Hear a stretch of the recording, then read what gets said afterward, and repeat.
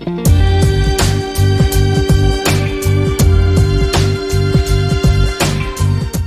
2006 drama-comedy film The Devil Wears Prada is a visually motivating piece.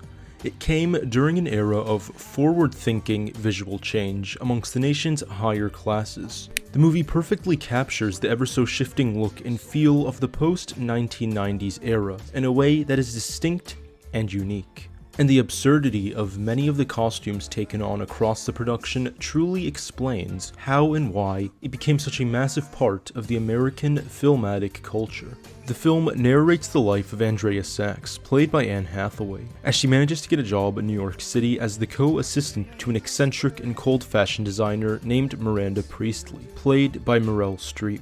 The film is a great one due to its nature of combining the elements of comedy, aesthetics, and drama to make a very captivating story. Considering the film's both chronological and physical setting, it would make sense that the designers on set had such free range to experiment with the many outfits Sachs wears throughout the production. We see all kinds of elements, the use of color, accessories, and clashing materials, which come together multiple times to express the patrician-like nature of the film's theme and the movie as a whole. There are some outfits we tend to recognize more than others, however. So let's take a look at some of Anne Hathaway's most iconic outfits throughout the movie.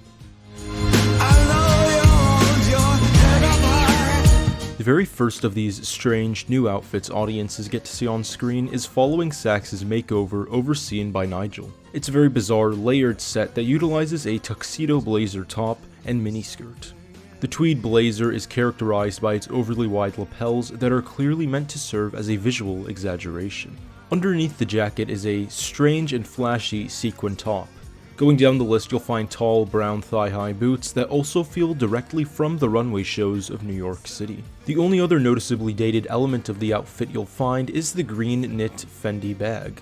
However, as strange as the outfit is, it's somehow the perfect outfit for the scene.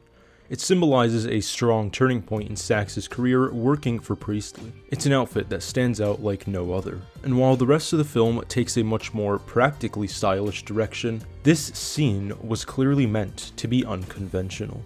Another one of the many great sartorial choices seen in the film, and with good reason, is Sachs' green trench coat with an animal trim. In the scene, she's seen wearing a double-breasted green trench coat with a leopard trim around the collar and sleeve ends of the jacket. To accompany this are two white gloves that, although are a completely foreign color to the set, actually make sense in a way.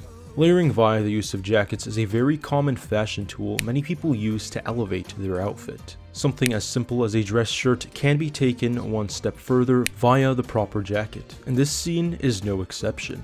On the topic of timeless jackets, let's take a look at Sachs' Duchess Catherine-like winter coat. It's actually a very simple, straightforward design, which I believe explains why it's popular even until today. The coat has a closed-up wide collar and is accompanied by a tweed cab hat. This hat style is very much an early 2000s look, however it does actually fit quite well here and adds to the formal composure of the white coat. She also has a sort of ivory bag with another rather outdated pattern, and two ruffled gloves. It's arguably one of the best looks in the movie. There's nothing experimentally out of place about it.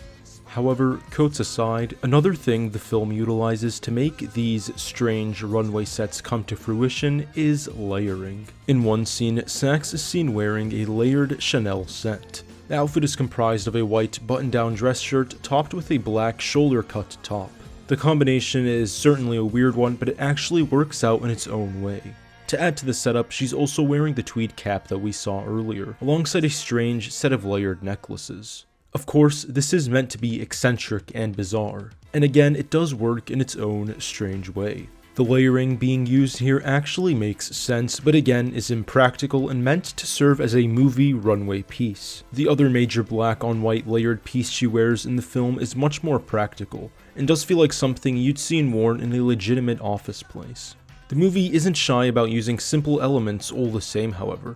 Sometimes all someone needs is a very simple one-piece dress. In one shot, we can see Sachs dressed up in a very simple one-piece dress with a waist belt. The dress is old-fashioned, considering the color, material, and the style of the belt. It's an old, almost frumpy army green look that goes along well with the brown leather belt on top. It's simple and effortless, but still conveys a sense of higher class all the same. However, contrasting with this setup is the single black dress she wears during a gala event. It's a long black coat with short cut flower sleeves. Although it's much more straightforward than the other outfits seen in the movie, it's somehow a step above. It's not experimental or barrier breaking, it's aristocratic and timeless. It's a sign of Sachs' new world as a member of the fashionable elite. And it says so much while being so quiet.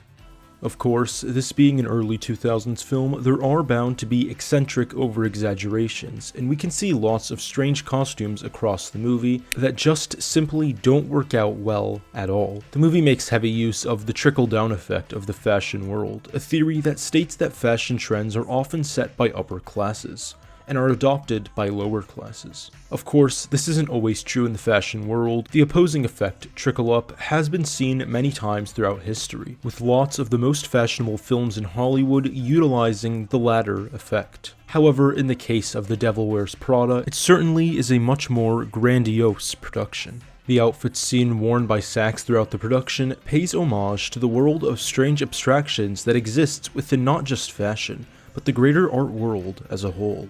The movie is experimentational, as is the runway. Sometimes abstractions can be needlessly, well, abstract. But in the case of this film, they're there to set trends and to play around with what we conventionally refer to as fashion. This missed the mark many times in the film, as it often does in real life. However, just like real life, there are times where it does stick. And while we look back on movies like this and question some of our choices at the time, we still have a look of admiration that will carry on across history.